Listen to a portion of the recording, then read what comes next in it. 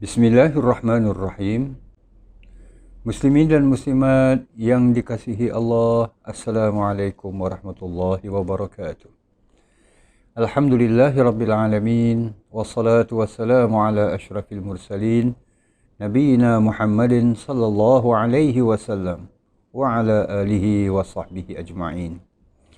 Alhamdulillah, selamat kita bertemu kembali dalam siri di mana kita menghayati firman-firman Allah dari surah Al-Kahfi. Kita sedang menyelongkar, sedang mengambil iktibar dari firman-firman Allah yang Allah ceritakan dalam surah Al-Kahfi, cerita ataupun kisah yang ketiga dari ayat 60 hingga 82, iaitu kisah Nabi Allah Musa alaihi salam yang menuntut ilmu. Alhamdulillah, dalam siaran kita yang lalu kita telah pun sama-sama menghayati antara sababun nuzul, sebab-sebab kenapa Nabi Allah Musa alaihi salam mengembara untuk menuntut ilmu ini yang disabdakan oleh Nabi sallallahu alaihi wasallam. Maka bila kita kembali ayat permulaannya, iaitu ayat 60, jamaah yang dirahmati Allah, Allah Subhanahu wa taala firmankan yang Nabi Allah Musa alaihi salam ini telah mengatakan kepada pemudanya, iaitu anak muridnya, yang mana Nabi Musa ini akan mengembara dan beliau ini, anak muridnya ini, menemani beliau. Kita kembali ke ayat 60 insya-Allah. Firman Allah, iaitu menerusi lisan Nabi Allah Musa alaihi salam, la abrahu il qala Musa li fatah, ke mana Nabi Allah Musa berkata kepada anak muridnya, kepada pemudanya, iaitu pengikut setianya, la abrahu hatta ablugha majma'al bahraini aw amdiya huquba. Di sini jamaah dirahmati Allah, ayat 60, masih ayat 60, kita dapati kesungguhan Nabi Musa dalam nak menuntut ilmu ini. Sebab ia telah secara tidak langsung ditegur oleh Allah. Ilmu yang ada padamu ini sebenarnya tidak seberapa berbanding dengan ilmu yang kami kurniakan kepada hamba kami yang soleh ini. Jadi Nabi Musa bersungguh dalam mengembara untuk menuntut ilmu. Jadi jamaah yang dirahmati Allah, kalau kita perhatikan kesungguhan Nabi Musa, ia memberikan satu pengajaran kepada kita bahawa menuntut ilmu ini bukan setakat sesuatu kerja yang kita lakukan bak kata setengah orang touch and go begitu saja, berlalu begitu saja, tidak. Ia perlu bersungguh. Maknanya terkadang kita perlu belajar secara mendalam, buat kajian, bukan hanya setakat copy and paste.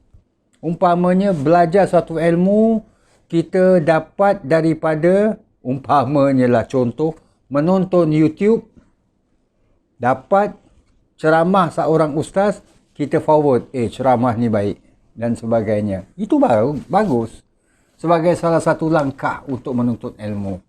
Tapi kadang-kadang kita perlu buat kajian bagaimana keadaannya. Contoh ya, kadang-kadang apa yang kita tonton, ceramah yang disampaikan oleh seorang ustaz itu kurang sesuai dengan konteks tempat kita.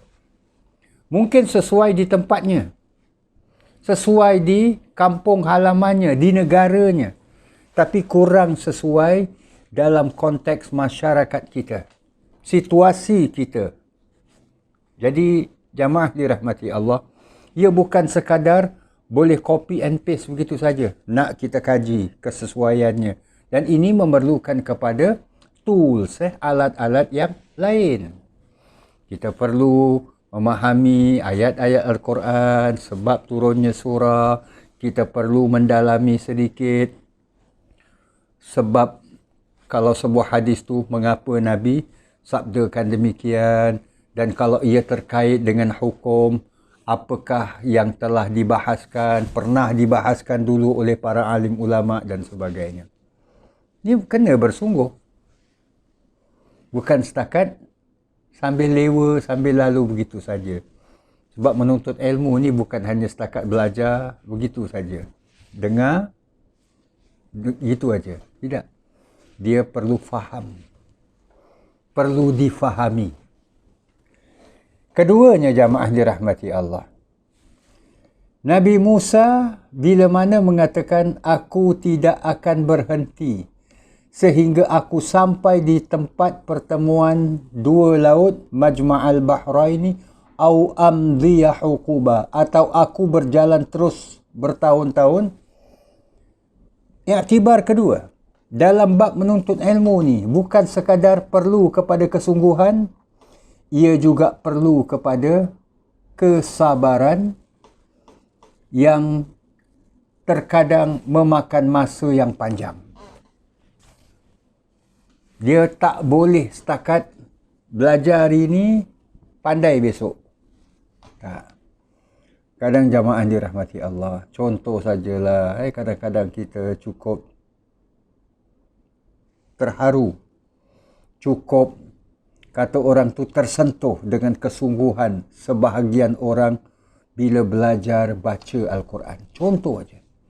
Nak sebut satu huruf tu punyalah susah. Ini belum lagi nak baca panjang pendeknya. Belum lagi nak sentuh tentang hukum tajwidnya, dengungnya di mana.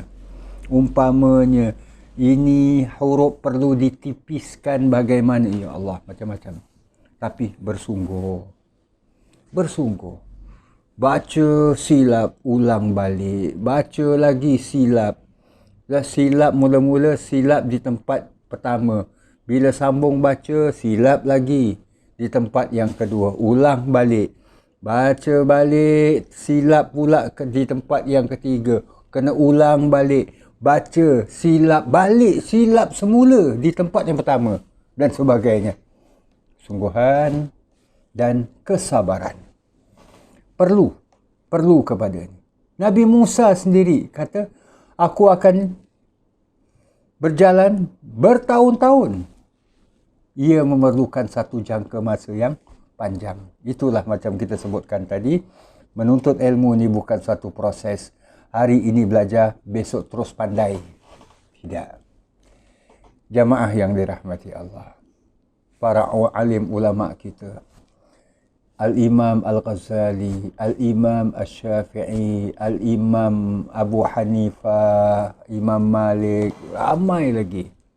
Contoh alim ulama kita, Masya Allah, menghabiskan usia mereka dalam menuntut ilmu. Sentiasa menuntut ilmu. Ketiganya, daripada firman Allah ini, kata-kata Nabi Musa yang Nabi Musa sampaikan kepada anak muridnya ini. Aku tidak akan berhenti berjalan sampai bertemu dengan tempat di mana bertemunya dua laut. Jamaah yang dirahmati Allah.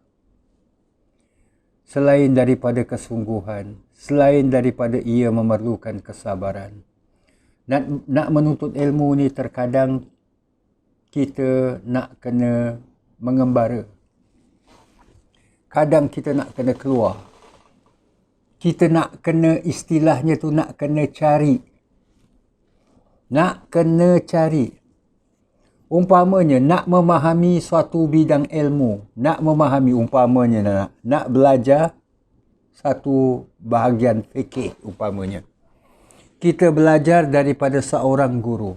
Contoh saja. Belajar. Kita tak faham apa yang diajarkan oleh ustaz ini. Oleh guru ini. Pertamanya jangan salahkan guru tu. Ini guru tak bagus lah. Aku tak faham. Kalau kita belajar, kawan kita pun belajar juga. Kenapa kawan kita faham? Kalau guru tu tak bagus. Kalau guru tu tak bagus, kita tak faham, kawan kita pun tak faham. Engkau faham tak? Aku pun tak faham. Tanya orang ketiga, aku lagi tak faham.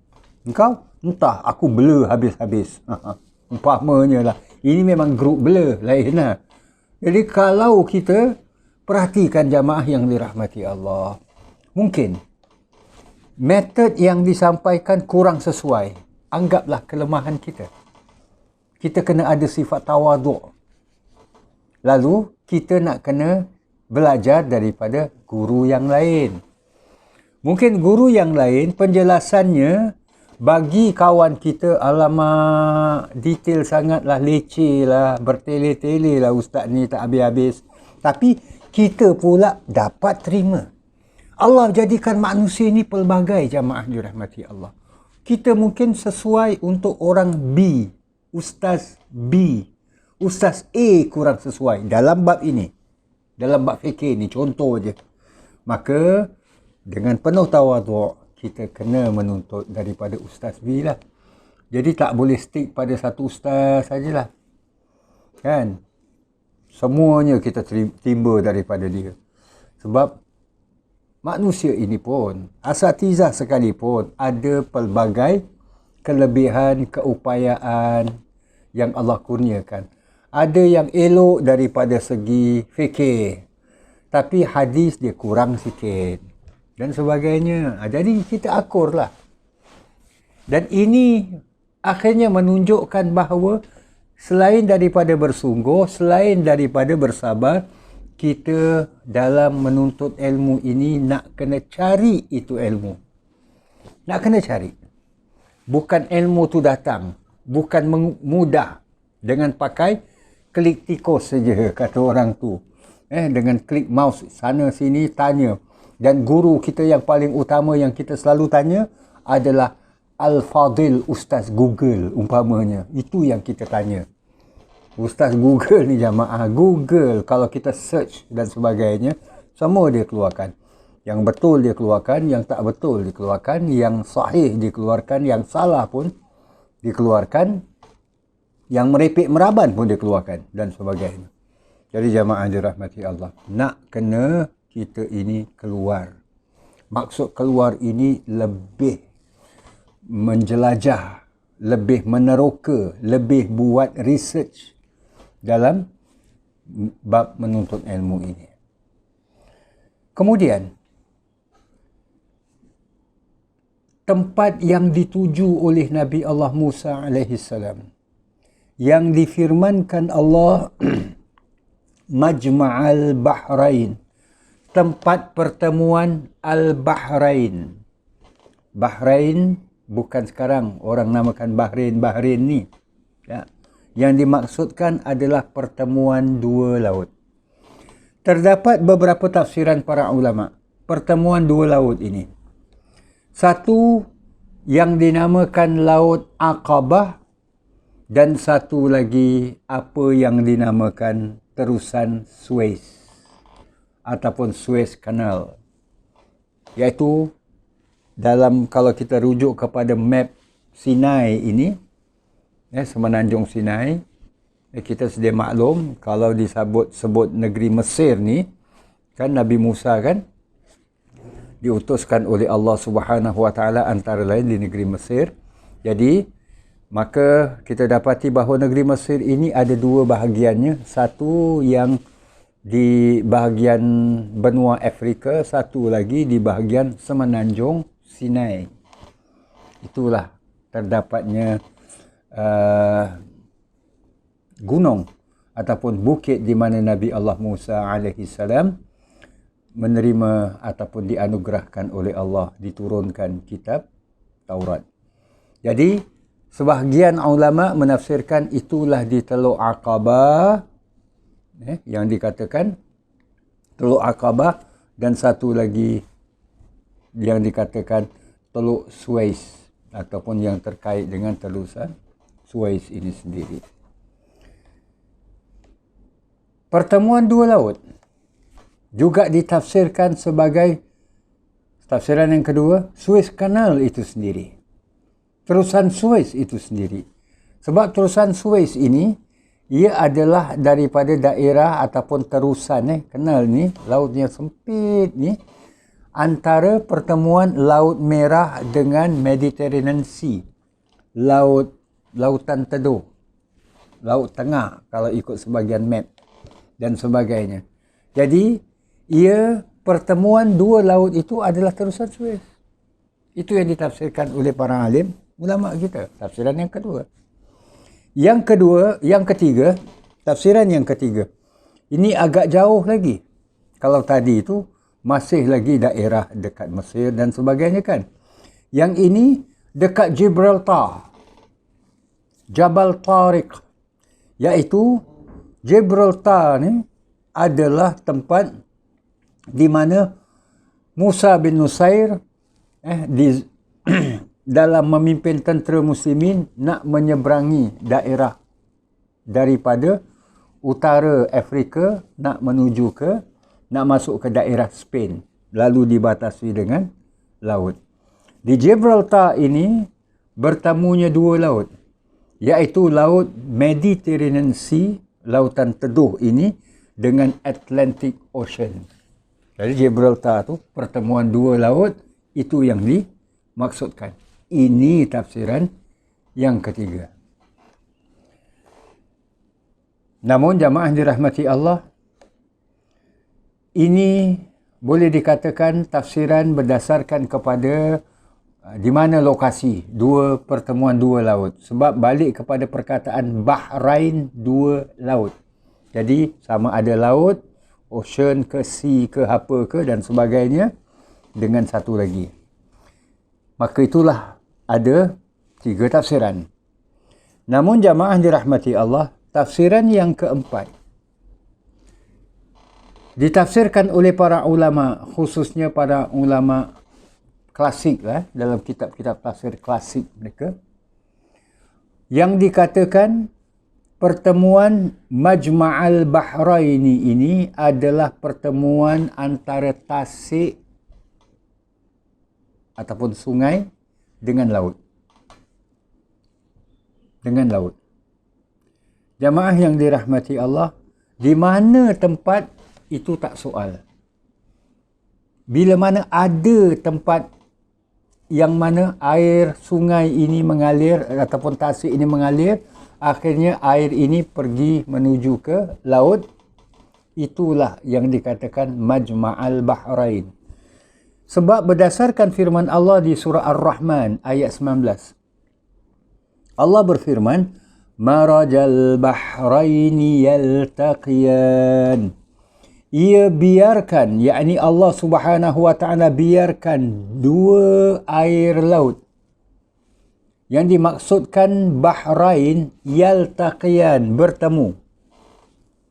Dua air laut yang mengalir ini, yang dimaksudkan Bahrain, dua air laut ini, satu air laut betul, laut masin, satu lagi air tawar, air sungai, air tasik. Jadi ini ditafsirkan berdasarkan kepada firman Allah ayat 19 surah Ar-Rahman. Jadi Majma'al Bahrain, tempat yang di mana Nabi Allah Musa alaihi salam ingin bertemu dengan hamba yang soleh untuk menuntut ilmu itu, di mana ia terdapat pertemuan antara air laut dengan air sungai itu sendiri. Di surah Al-Furqan ayat 53, masih lagi tafsiran yang keempat, iaitu yang dimaksudkan pertemuan dua laut ini adalah pertemuan air laut dan sungai. Di surah Al-Furqan ayat 53, kita boleh merujuk. Allah Subhanahu wa taala firmankan, wa huwallazi marajal bahrain. Dialah Tuhan yang mengalirkan. Allah ini adalah Tuhan yang mengalirkan dua laut yang berdampingan. Hadza azbun furatun. Yang satu ini tawar, lagi dapat melegakan, memuaskan, menghilangkan dahaga. Wa hadza milhun ujaj. Dan yang satu lagi masin lagi pahit. Masin bila mana tahap kemasinannya terlalu, ia menjadi pahit. Seumpama laut Dead Sea, laut mati. Tahap kemasinannya cukup tinggi sehingga rasa air lautnya kepahit-pahitan. Jadi Allah sendiri firmankan yang air yang mengalir di sungai itu juga dinamakan bahar. Bahrain, dua laut, iaitu laut itu sendiri airnya masin.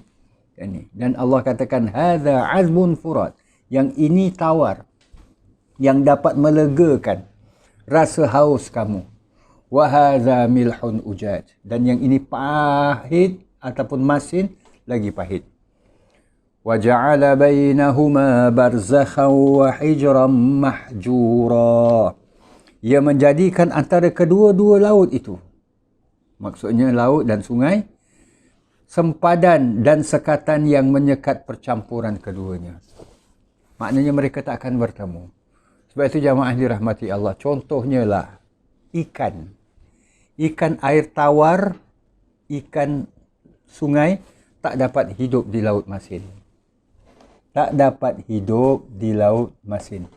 Ikan air masin, ikan air masin tak dapat hidup di air tawar. Maha suci Allah Subhanahu wa taala. Karang, batu-batu karang yang tumbuh di dasar sungai tak sama dengan yang tumbuh, yang terdapat di dasar laut dan sebagainya. So ikan tu sebagai contoh lah. Kecuali kalau ikan tu dah jadi ikan masin. Kalau dah jadi ikan masin tinggal makan aja sedap. Jadi jamaah dirahmati Allah. Itu ayat 60.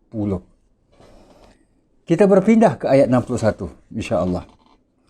Falamma balagha majma'a bainihima, maka apabila mereka berdua sampai ke tempat pertemuan dua laut tu, nasiya hutahuma, lupalah mereka akan hal ikan mereka. Kita dah maklum berdasarkan hadis menyatakan bahawa Nabi Musa ini bila berangkat dibawa bersama, anak muridnya bawa bersama ikan untuk dijadikan makanan. Jadi bila dah sampai ke tempat yang sepatutnya, yang memang dicari, dinanti-nanti ataupun dicari oleh Nabi Allah Musa alaihi salam, dah sampai, mereka terlupa tentang ikan yang dibawa itu. Fattakhadha sabilahu fil bahri saraba, lalu ikan itu melungsur menempuh jalannya di laut yang merupakan lorong di bawah tanah. Itu yang cukup kagum tu, insya-Allah akan kita lihat. Falamma jawaza qala li fatahu, setelah mereka melampaui, maknanya dah duduk berehat kejap, teruskan lagi perjalanan. Padahal tempat duduk berehat, tempat ikan yang terlepas tu, memang itulah tempat yang dicari. Tapi bila mana itu semua dah terlupa, maka diteruskan perjalanan.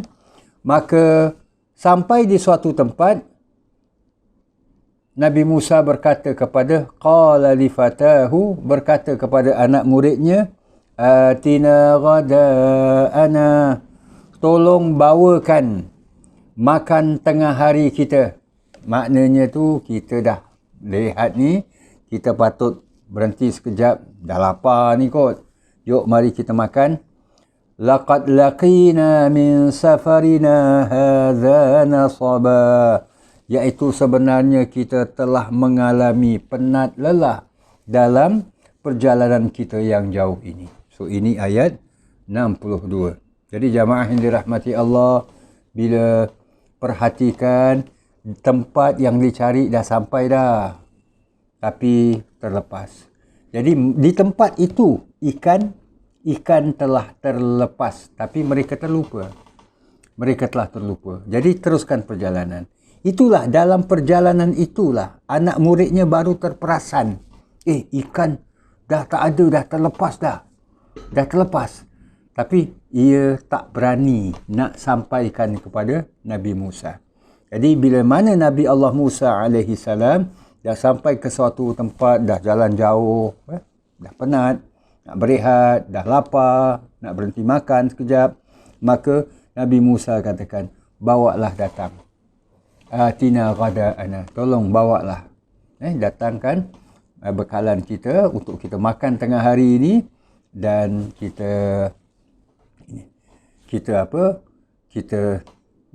dah dapat berehat ini. Maka barulah di situ si anak muridnya mengatakan, ikan dah terlepas. Jadi jamaah yang dirahmati Allah, memang dalam apa yang Allah Subhanahu Wa Taala nyatakan, tempat pertemuan dua laut itu nanti kamu akan kehilangan ikan. Jadi di situlah maka Nabi Musa kata-kata, itu kalau demikian, itulah tempat yang kita cari. Itulah sebenarnya lokasi tujuan kita. Kita nak menuju ke tempat itu, bukan nak berehat, makan dan sebagainya. Jadi insya-Allah jamaah yang dirahmati Allah, ini di mana kupasan ayat 61, 62 dan seterusnya, yang mana terlupa ikan yang dibawa. Ikan yang dibawa ni bukan ikan dah masaknya, tidak. Ikan yang masih hidup. Ikan yang masih hidup. Sebab itu boleh terlepas, boleh lalu tempat laut dan sebagainya. Dan ada tafsiran-tafsiran berhubung dengan hal demikian. Maka insya-Allah ini akan sama-sama kita hayatinya dalam siaran yang akan datang dengan izin Allah Subhanahu Wa Taala. Terima kasih jamaah di atas kesudian bersama. Insya-Allah kisah pengembaraan menuntut ilmu Nabi Allah Musa ini akan kita sambung dalam siaran yang akan datang. Aqulu qawli hadza wa astaghfirullahal azim li wa lakum wa lisairil muslimin. Wassalamualaikum warahmatullahi wabarakatuh.